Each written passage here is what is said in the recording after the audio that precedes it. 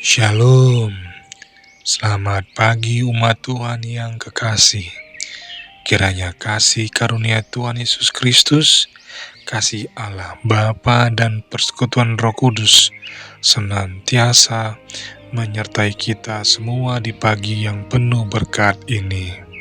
Sebelumnya, mari kita berdoa. Bapa kami yang penuh kasih, di pagi hari yang baru ini, kami datang menghadap hadirat-Mu dengan hati yang rindu akan sabda-Mu.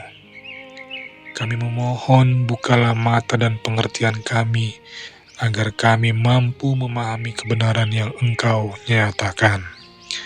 Biarlah Roh Kudus menuntun pikiran dan hati kami, supaya firman yang kami baca bukan hanya manis di bibir, tetapi juga mengubah hidup kami. Di dalam nama Tuhan Yesus Kristus kami berdoa dan bersyukur. Amin. Yang menjadi judul renungan pagi kita hari ini adalah kebahagiaan akan penemuan. Ayat inti terdapat di buku Wahyu 10 ayat 9. Berbunyi demikian. Lalu aku pergi kepada malaikat itu dan meminta kepadanya, supaya ia memberikan gulungan kitab itu kepadaku. Katanya kepadaku, ambillah dan makanlah dia.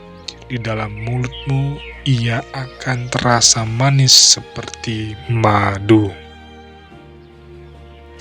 Wahyu 10 merupakan selingan yang menarik dalam alur 7 sangkakala dari pembelajaran Wahyu 9 ayat 13 dan 11 ayat 15-18.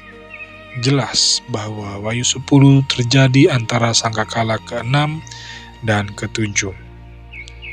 Jelas juga bahwa bunyi sangkakala ke-7 berkaitan dengan peristiwa-peristiwa pada kedatangan Kristus yang kedua kali, ketika pemerintahan dunia ini menjadi pemerintahan Tuhan kita, dan Dia yang diurapinya, dan kemudian Ia akan memerintah sebagai Raja sampai selama-lamanya. Wahyu 11 ayat 15. Fokus utama dari pasal 10 adalah sebuah kitab kecil, ayat 2, 8-10, yang menurut bentuk kata kerja di ayat 2 akan dibuka materainya pada akhir zaman dalam konteks pasal tersebut. Sekarang, Perjanjian Lama memberitahu kita bahwa hanya satu kitab yang akan dimateraikan sampai akhir zaman. Tetapi engkau, Daniel, sembunyikanlah segala firman itu dan materaikanlah kitab itu sampai pada akhir zaman. Banyak orang akan menyelidikinya, dan pengetahuan tentang kitab Daniel akan bertambah. Cukup menarik, kitab Daniel hanya memiliki 2 bagian yang secara jelas disebutkan akan tetap dimateraikan sampai akhir zaman.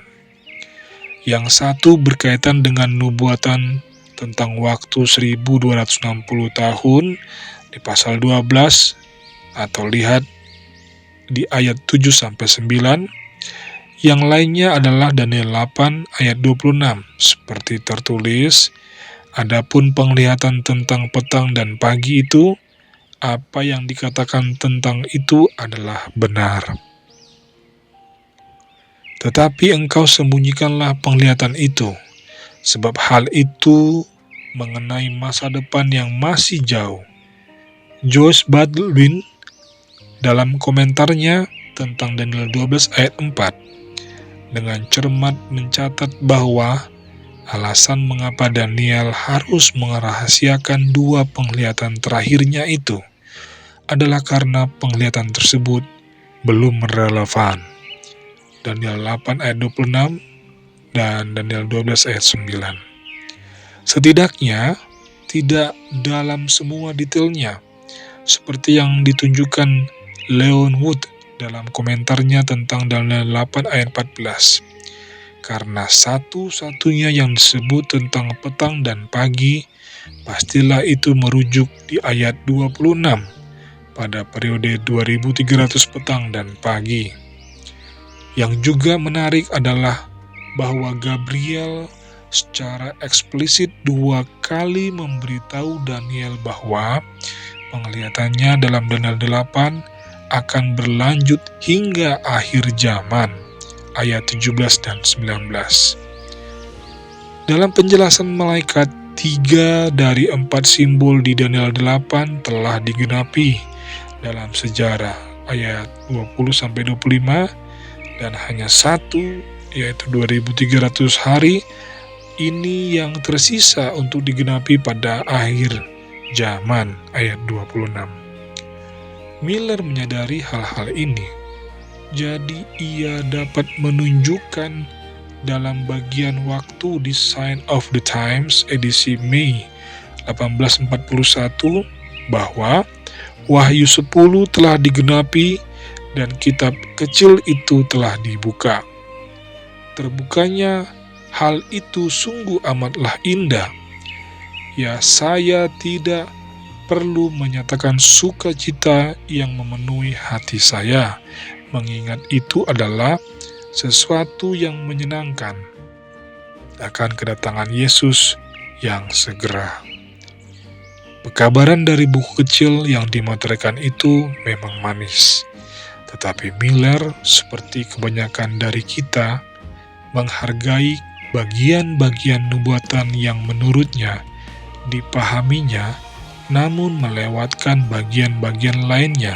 Akibatnya, entah bagaimana ia kehilangan kesimpulan bahwa pembukaan nubuat-nubuat dalam buku kecil itu pada akhirnya akan mendatangkan kepahitan dan kekecewaan. Wahyu 10 ayat 8-10. Tuhan, bantulah kami untuk belajar membaca dengan penuh pengertian. Demikianlah sabda Tuhan pagi ini. Mari kita berdoa. Bapa yang di surga, Tuhan yang maha bijaksana, kami mengucap syukur atas firman-Mu yang memberi pengharapan sekaligus pengajaran. Ajarlah kami untuk membaca sabda-Mu dengan rendah hati dan penuh pengertian. Tolonglah kami agar tidak hanya mencari yang manis, tetapi juga setia menerima kebenaran-Mu sepenuhnya. Bentuklah iman kami agar tetap teguh dan berpengharapan sampai kedatangan-Mu yang mulia. Di dalam nama Tuhan Yesus Kristus, kami berdoa dan bersyukur. Amin.